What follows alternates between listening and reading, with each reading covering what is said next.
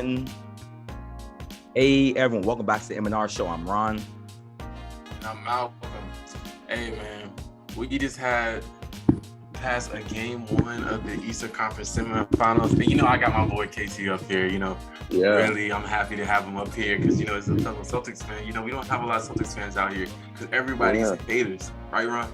But, it's crazy to have you on. I don't like you with the Steelers, but as a Celtics fan, we're the best of friends, man. We're the best of friends. We're the best of friends. But now let's start this Celtics and Milwaukee game. Everybody came through our throats about this, and yes. Okay, cool.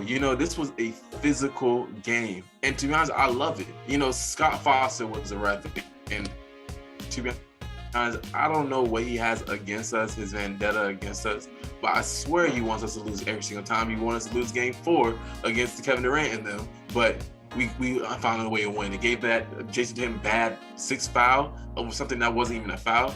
But that's the stuff that we had to deal with when we deal with a guy like Scott Foster.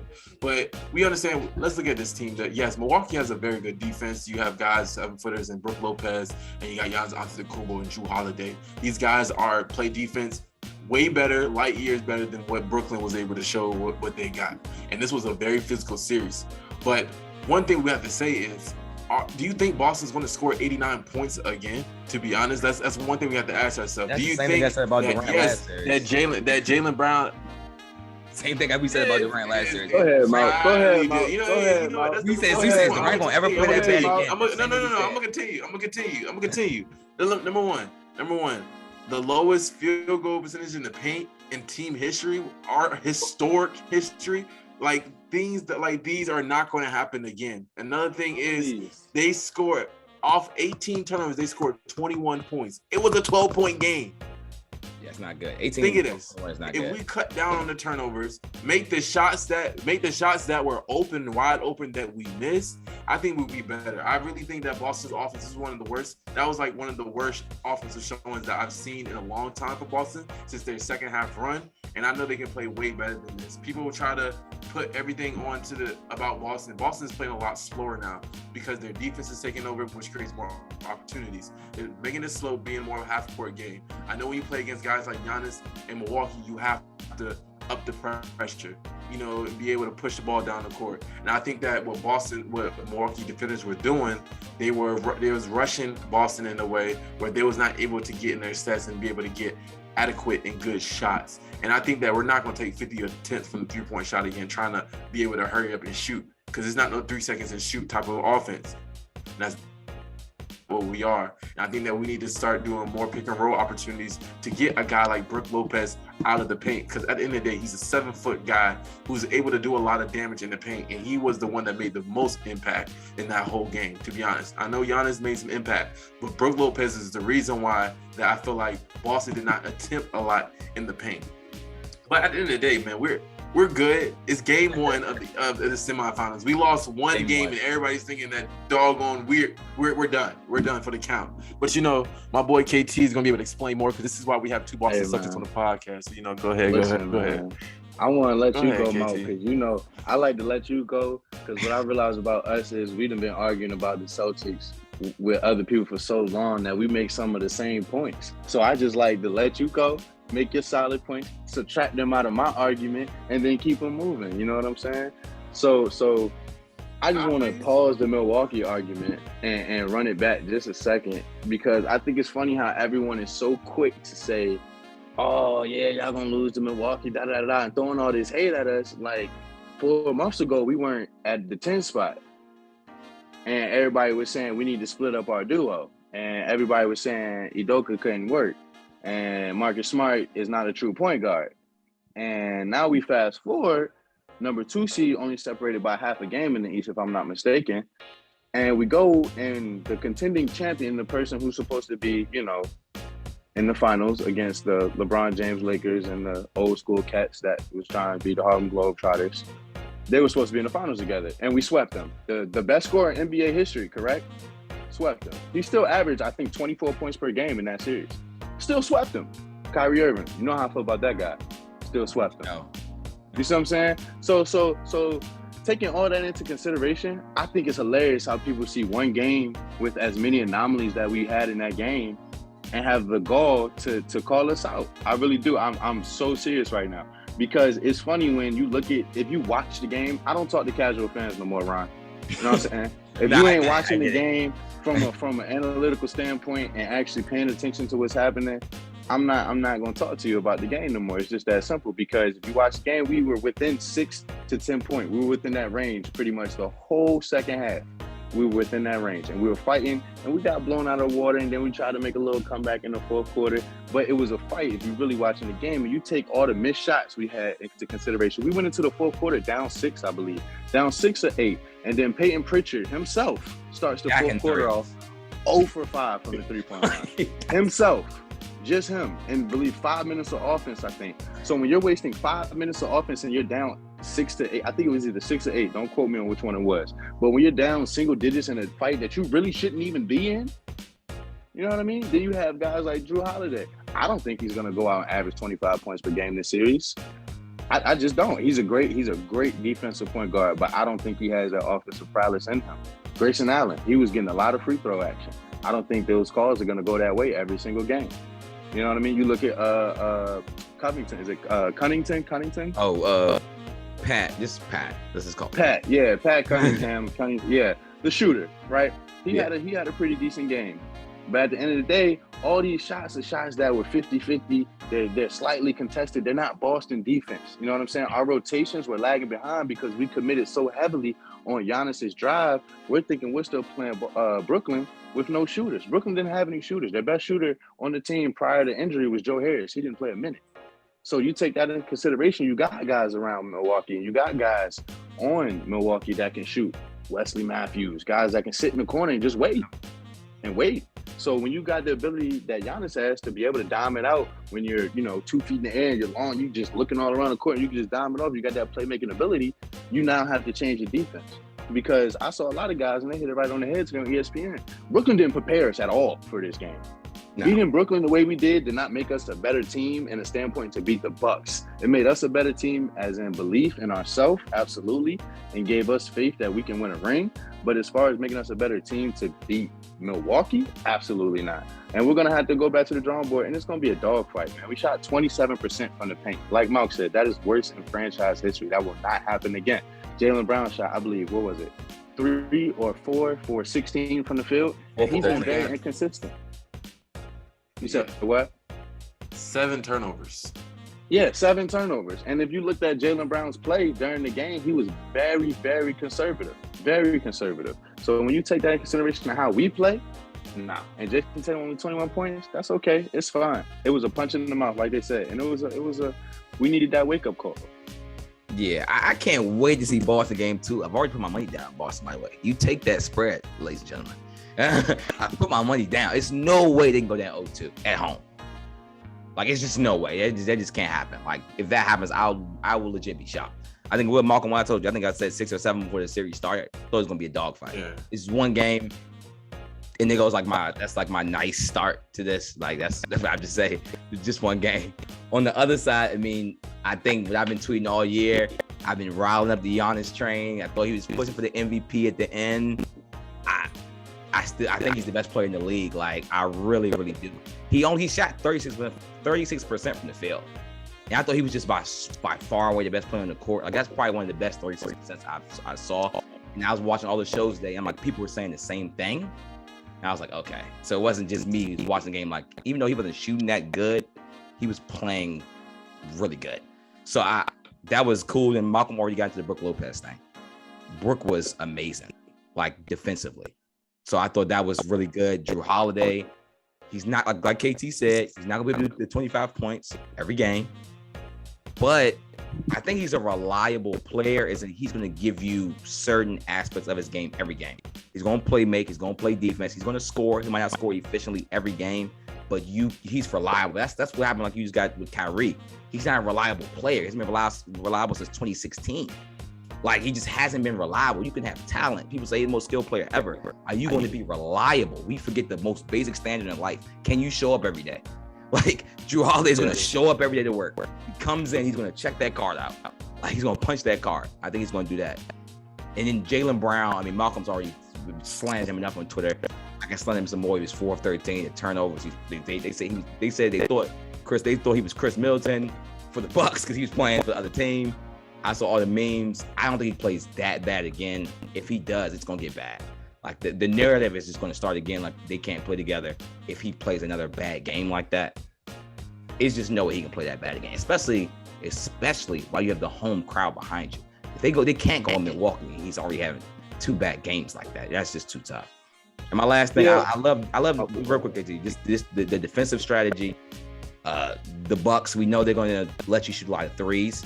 So I don't think that was like the worst thing Boston did, but they got to shoot some twos. Like I think I found it was like they were 22% of the offense was 2-pointers. That's putrid. Like, you can't do that again. Like you cannot do that. I don't care what the Bucks are giving you. You got to go to the rim a little harder than that. That's why Durant and them lost. They weren't going to the rim. Literally, don't do what you just beat a team. Like don't do what a losing team did. Then you have to go ahead. Yeah. Just to touch up on that, what you just said about. Listen, he punches a clock, yes, right? He punches a clock. I understand that. Giannis is playing high level. I understand that. But if you've been watching Jaylen Brown this playoffs, and this is one thing I told Malc, if you know me as a Celtics fan, you know me long enough, I love Jaylen Brown now. I hated the pick initially. I did. I hated the pick. I wasn't fond of it. Just because we had just drafted the kind of guy and I didn't see the vision yet. But I see the vision now. I understand it. But another reason why I didn't like him was his inconsistency. That was something early in his career. He would start off before the All-Star game and he would be going bananas. And then come All-Star break, second half of the season, he's falling off. And that's something he's been battling with for the last couple of years. And he's been getting a lot better with it to the point where now he's at the point where we expect you to be a perennial All-Star and show up in the playoffs. And if you watch the 4-game series we had with the Nets, I'm not really seeing the Jaylen Brown I should be seeing in order for us to win a championship. And that's just not something I feel like. So that's why for me, really, it's not a surprise to me to see him show up the way he did in game 1. I'm disappointed. I'm definitely disappointed in the way he played. But I think Jaylen Brown's so smart. His IQ, he overthinks the situation at high pressure points. He overthinks just the game. I feel like he just needs to go out there and play a little more free and just hoop. Sometimes he overthinks the shots. He thinks too much in the dribble drives and, just tries to make the perfect play every time, which is something that can get us in a little bit of trouble. But I think we'll definitely close out this series in 6 easily. Yeah, I think what we have to look at is that Udoka's game plan is low-key not the same, but similar. To take the stars out and force the role players to be able to win the game for you. The role players, this game, made the shots that need to be. To be honest, we talked about we had like really bad defense. Giannis shot 36%. They only scored 101 points. You're talking about one of the top offensive teams in the league. Talking about scoring 101 points. And I think that's something that we have to look at. Our defense was bad because of, forced errors on offense, being able to turn the ball over, putting us in bad situations, and they're being able to get easy baskets. I think that's mainly the big issue that we have to look at. Our team is fine. We have to control the turnovers, and that's it. Jaylen Brown, yes, he overthinks a lot, and that's something that is a blessing and then a curse to his abilities as far as what he does. I think Jason Tatum is going to play a way better game. I think that yes, our role players, as in guys like Derek White, need to step up, Peyton Pritchard, because they're going to give those easy, open 3-point opportunities, and they have to be able to make those shots. Derek White did a good job making the shots that he had, but he had one of the worst quarters ever, in the third quarter, and he's just like, good God, what's going on? So, there's things that we can really brush up on, because at the end of the day, it's not things that I'm really worried about. This is a physical series, and I wouldn't be mad if Boston was a different team, like an older team where we're more skilled. This series, we had the more physicality. We can be able to be physical with a Milwaukee Bucks team. It's just the fact that Milwaukee can be physical too. The only caveat I have from this situation is this gives me the same situation as what happened in Toronto. And how Jason Tatum said in the podcast, he said how Toronto beat them up so bad as far as like being able to go back and forth that, going to that conference finals, it wore them out.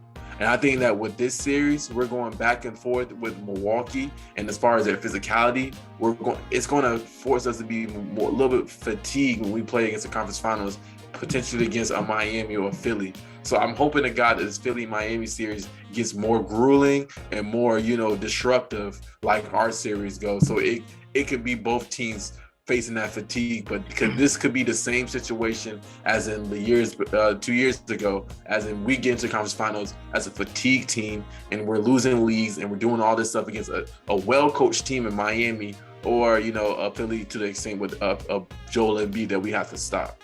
I love how you left out when you say good coaching and then you stop with Doc Rivers. That was very that was very petty for the championship for Boston. I want all the fans to know here what Malcolm said.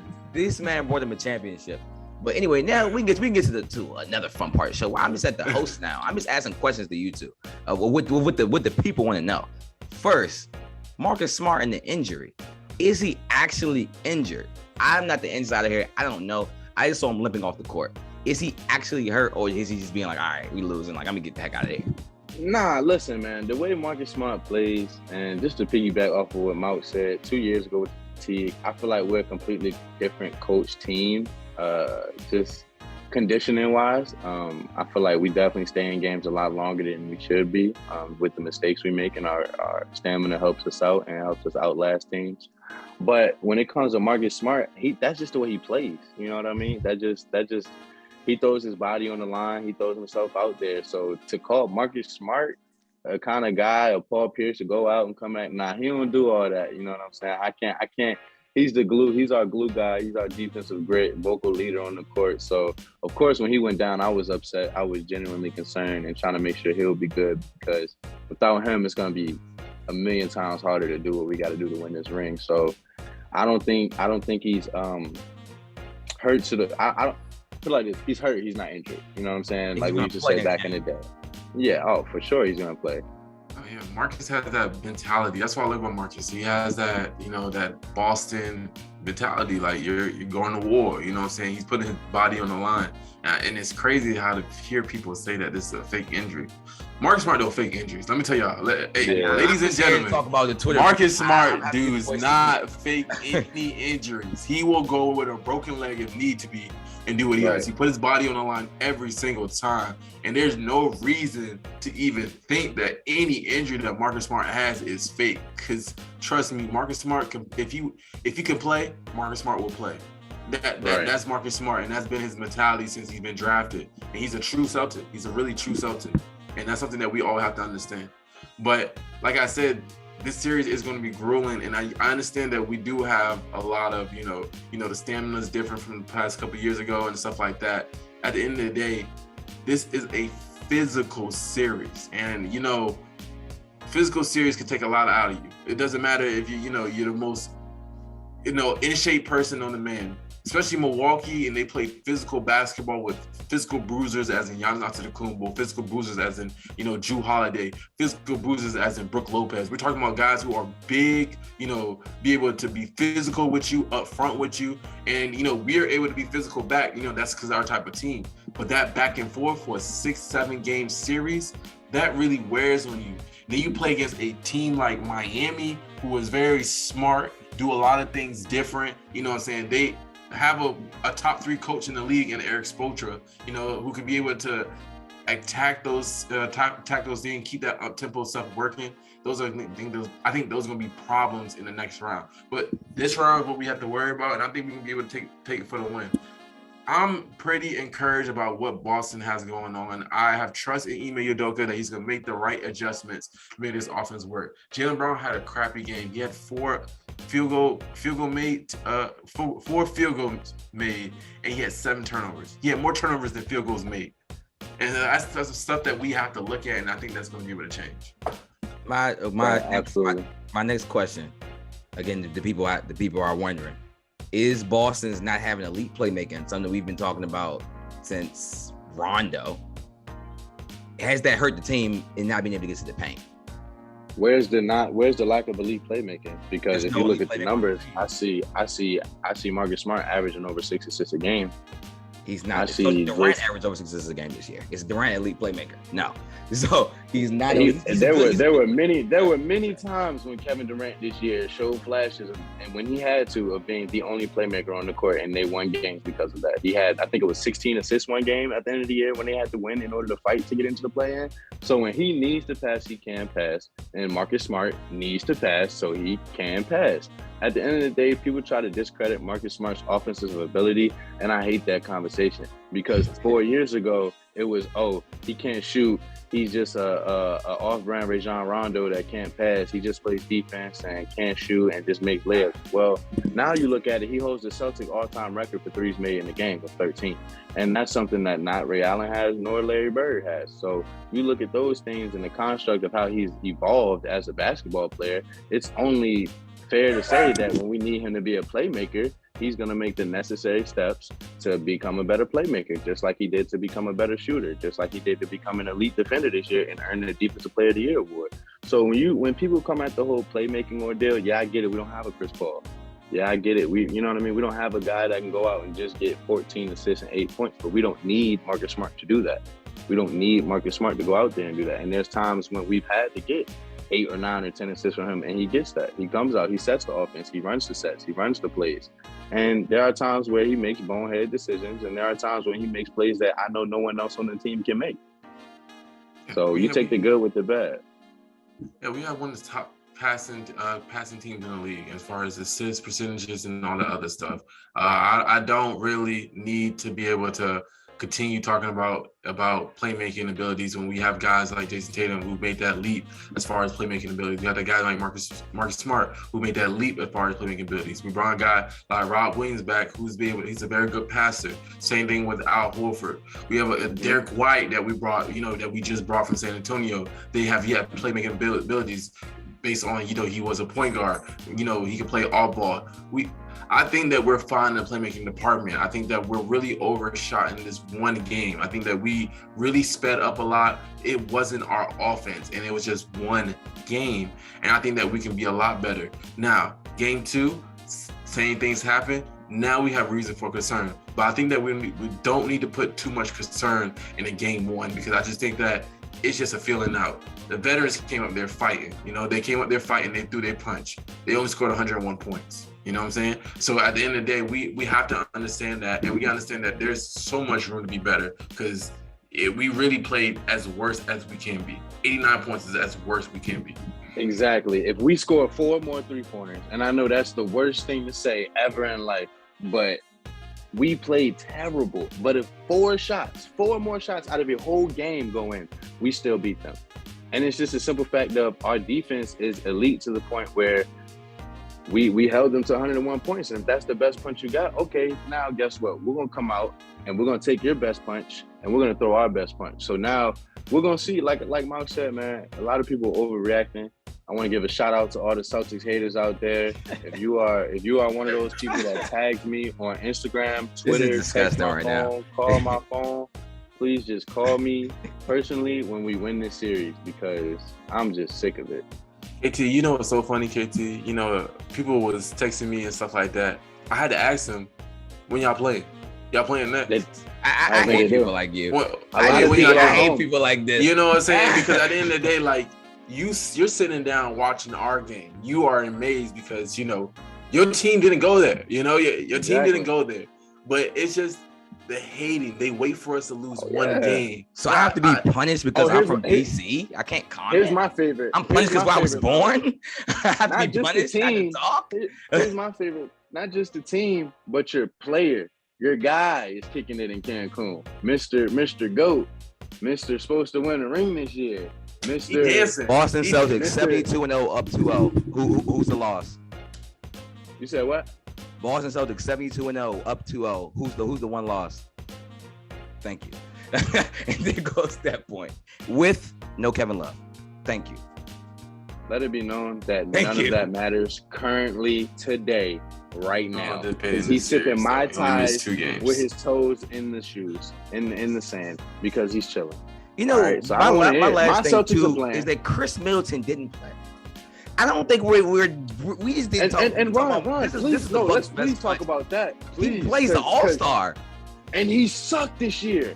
No, everyone talked about how what he did not suck this He year. did And not in the play the finals way he last needed year, to we play. saw he did. No, I don't stop want to talking give about names. last year. Stop talking about last year. We're gonna talk about this year. He's a If you champion. look at every single game he played in the last playoff series, everyone was saying he's MIA. Where is this guy? That's that He's every year shooting- in the first round, though. He did that No, last year in the first round. That's not a favorable behavior. Just because you win one ring in an injured playoff bracket, that doesn't mean that your behavior of not performing in the first round becomes acceptable. No, I would love to see Chris Middleton come back. I would love to see that same dynamic that was so toxic and lost them games back on the court. Because right now, you want to know who really is the X factor for Milwaukee? Bobby Portis. Who's been a dog? Bobby Portis. He's making all the extra plays. He's Washington making all Wizard the right extra there. There we passes, go, Malc. and he's knocking down all the open shots. So I mean, it is. That's what all it you is. gotta say. It is what it is. We're gonna see what happens after the next game. Straight like that. Hey man, game 2, Tuesday. So just tune in. That's all that matters. Hey, Yeah. This is our second episode of the KT Experience. Again, you can listen on Spotify, Apple, YouTube, any of our other platforms. Keep sharing it out. Make sure you retweet. We're trying to grow. Malc. Hey, make sure y'all follow us on Twitter and on Instagram at Malc and Ron Show. We got a lot of good takes and everything like that. AKT, I appreciate having the Celtics follow come out here. You know what I'm saying? It's good to tell these boys, you know, what's up. They're not used to having success like this. You know, they're not used to having success like this. They're not used to having two young guys and Jason Tatum, Jaylen Brown to be able to produce the way they do. But, you know, I appreciate you, you know, coming out here because we got an extra person to talk about it. And, you know, playing against the Wizards fans, you know, they don't have the playoff mindset. So they don't understand a lot of fans, you know, especially Najee comes in, you know, he brings his big three take and everything like that. And they haven't even passed the second round before. So, you know, it's just crazy talking to guys like that who haven't really been to the dance or been that way. And it's for them to understand because they don't know. The closest they've seen their team to winning was watching the last dance. I don't know. Watch it. Exactly. Facts. I don't know. And some teams watch their last dance. To stay on track, to stay professional, to stay, you know what I'm saying, on track. Hurry up, end this show for y'all. I know we've run a long time, man. Thank y'all for having me. Like Malc said, follow these boys, support these boys. I mean, these men, sorry. Support these men, follow them, reshare all of their posts, all of their takes, man. They're going straight to the top, and they got my support and my endorsement 100%. Yes, sir. Appreciate it, my boy.